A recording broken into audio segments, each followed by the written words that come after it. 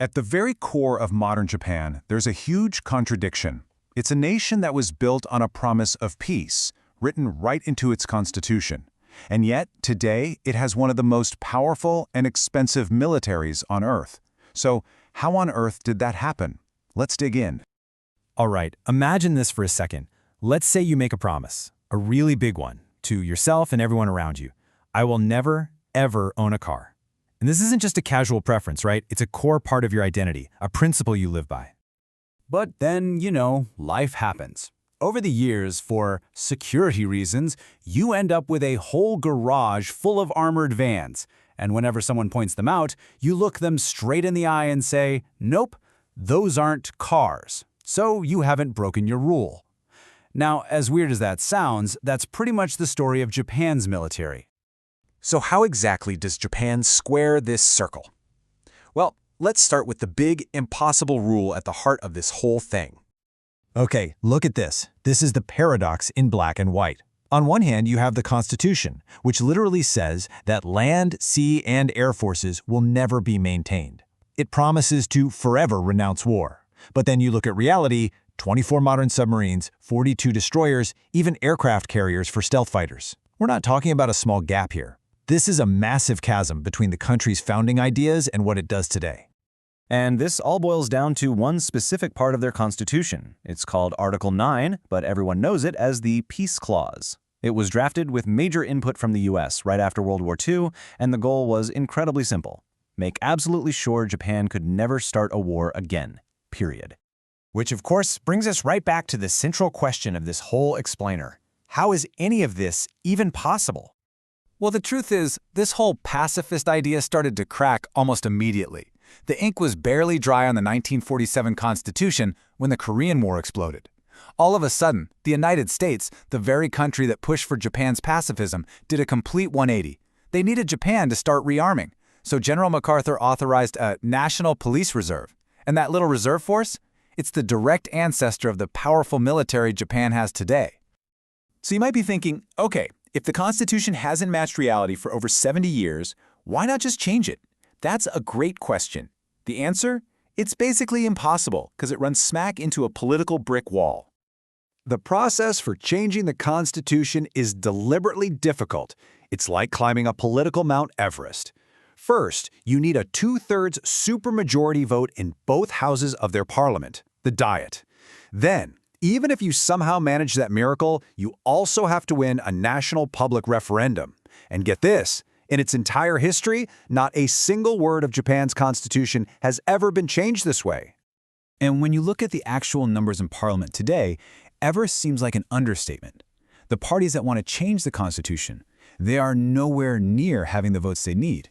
In their main lower house, they're way short. In the upper house, their majority is shaky. The bottom line is simple.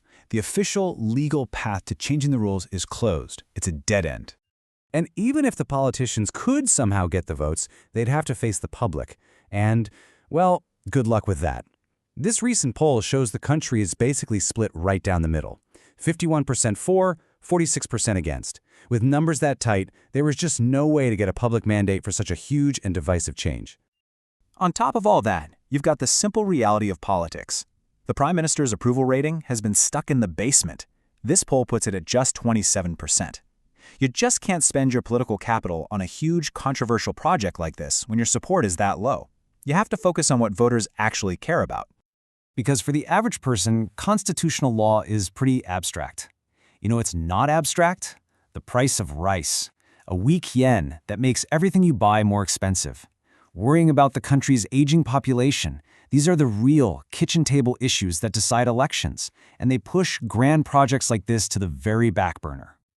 So if the front door for changing the Constitution is locked, bolted, and barricaded, how has Japan managed to so radically transform its military? Well, they found a back door. Instead of changing the law, they just changed what the law means.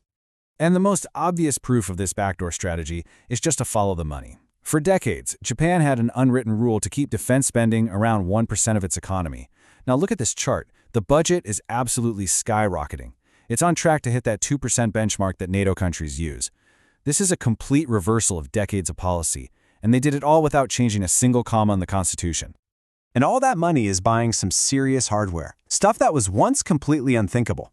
We're talking about so-called counter-strike weapons, American Tomahawk cruise missiles, new Japanese missiles that can fly 1,000 kilometers. These aren't just for defending your own coastline. These are weapons designed to hit bases deep inside another country's territory. It's a huge shift for a military that's supposed to be for self-defense only. So how do they justify this legally? Well, this is where it gets creative. The government's argument is basically a masterclass in wordplay. They claim that because the military's mission is exclusively for self-defense, it doesn't technically count as the war potential that's banned by Article 9. It's a legal fig leaf, and it gets stretched thinner with every new weapon they buy. Now you might be asking, wait, what do the courts say about all this? The answer? Absolutely nothing. Japan's Supreme Court has consistently refused to make a ruling. They just say it's a political question that politicians should figure out. But here's the key. That silence isn't neutral. It creates a legal vacuum that basically lets the government reinterpret the Constitution however it wants. But this whole strategy of reinterpretation, it's a really dangerous game. It comes with a whole new set of hidden costs and risks. Risks that could be just as bad as the threats it's supposed to protect against. You can boil these risks down to two big ones. First, it's making the neighbors really nervous. Countries like China and South Korea, who have some painful history with Japan, see this military buildup and get deeply suspicious. The second risk is internal. This whole process is quietly chipping away at Japan's own democracy and rule of law. One scholar, Craig Martin, really hits the nail on the head. He calls it an illegitimate attempt by the executive branch to change the meaning of the Constitution while completely bypassing the people and their elected officials.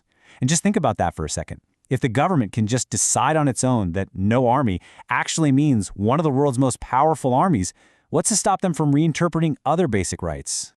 So this is the heart of the dilemma. You can call it the pacifist trap. Japan is completely stuck. It can't formally change the rules because of the political gridlock. But in a world with growing threats, it feels like it can't just stand still. So it's chosen the only path it thinks is open, the workaround. So, if you really want to understand the future of Japan's military, don't watch the big dramatic debates in Parliament. That's not where the real action is. The true story is being told in boring budget documents and in the fine print of weapons contracts. That's where this transformation is actually happening. Which leaves us all with one final crucial question to think about. Is Japan's strategy a clever, pragmatic solution to an impossible problem?